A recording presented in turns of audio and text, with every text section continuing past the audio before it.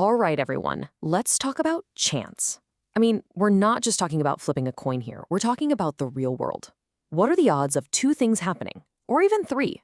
Today, we are going to unlock the powerful rules that the pros use to figure this stuff out. By the end of this, you're going to have a complete toolkit to really master what we call compound probability. So let's dive in. Okay, so we all know that rolling a 4 on a standard die is a 1 in 6 chance, right? Simple. But look at this question.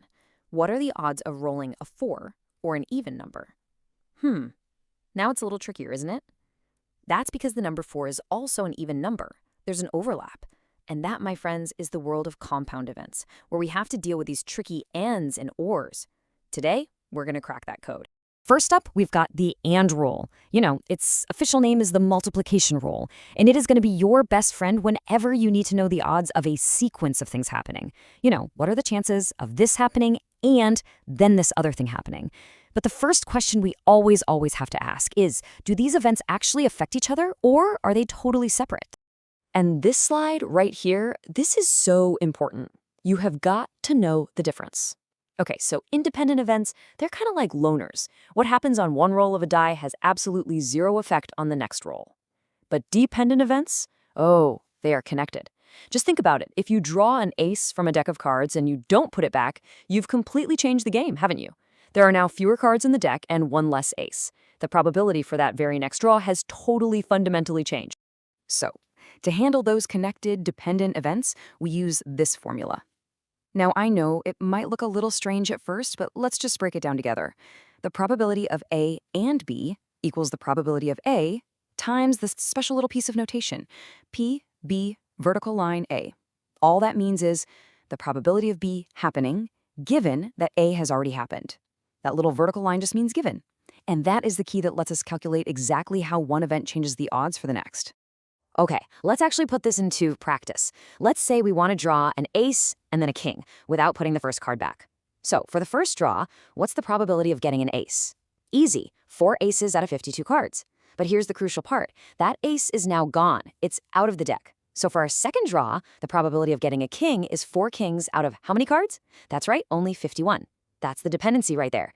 We just multiply those probabilities together and bam, we get our answer. Remember this, everyone. That change in the bottom number, the denominator, that is the dead giveaway that you are dealing with dependent events. All right, so we've mastered and. Let's switch gears and talk about or. This one is called the addition rule. We use this when we're looking at a single event, but there are multiple ways we could win. For instance, what are the odds of drawing a jack or a queen on just one single pull from the deck? And just like with the AND rule, we have a critical distinction to make here, so pay close attention. Mutually exclusive events cannot happen at the same time. It's impossible. You can't draw one single card that's both a jack and a queen. But non-mutually exclusive events, they can overlap. You can absolutely draw a card that's both a heart and a face card. I'm looking at you, King of Hearts. And that overlap, that's a trap you have to watch out for, or it is going to mess up your whole answer. And here is exactly how we deal with that trap. It is all about avoiding double counting. I mean, think about it. If you just add up all the hearts and all the face cards, you've actually counted the king, queen, and jack of hearts twice. Once when you counted the hearts, and again when you counted the face cards.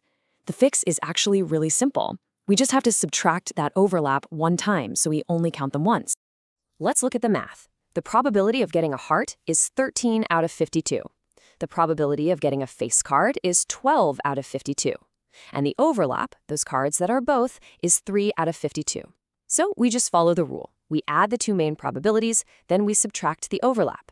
So we've got 13 plus 12, which is 25, minus that 3 we accidentally double counted, and that gives us our correct answer, 22 out of 52.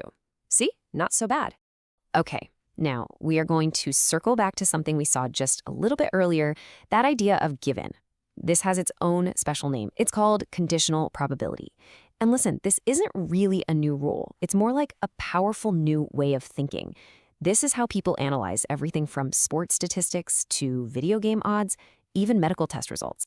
So here's the official formula. The probability of B given A is just the probability of both of them happening divided by the probability of just A.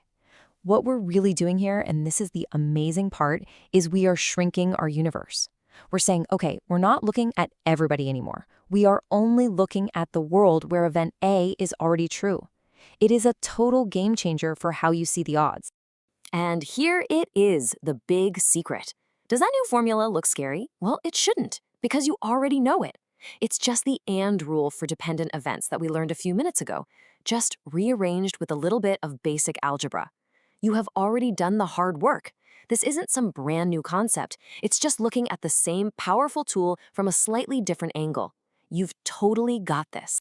Let's use this on a real problem. Say we've got 200 students. We want to know what's the probability that a student plays soccer, given that we already know they play basketball. First, let's find the probability of our given event, playing basketball. That's 80 out of 200 students. Next, we find the probability of the overlap, the students who play both. That's 30 out of 200. Now, we just divide the overlap probability by the given probability. And the math gives us our answer, 37.5%. So stop and think about what that really means. It means if you just grab a random basketball player from this school, there's a 37.5% chance they also play soccer. We completely ignored the other 120 students and focused only on our new, smaller universe of 80 basketball players. That right there, that is the incredible power of conditional probability. So let's just recap for a second. We've got the and rule for sequences of events, the or rule for when we have multiple options, and the given rule for conditional probability. And I really want you to see that these aren't just things to memorize for a test. This is a toolkit for understanding the world around you. It helps you analyze risk, make smarter bets, and see how everything is actually connected. And this is where it gets really, really serious. Take a look at this medical testing problem. I know, it looks complicated, right? But it's just the same rules we just learned, all put together. Using these tools, we can figure out something incredibly important. If a test comes back positive, what are the actual odds that you have the disease? This isn't a game. This is exactly how scientists and doctors figure out if a medical test is truly reliable. So I'm going to leave you with this question.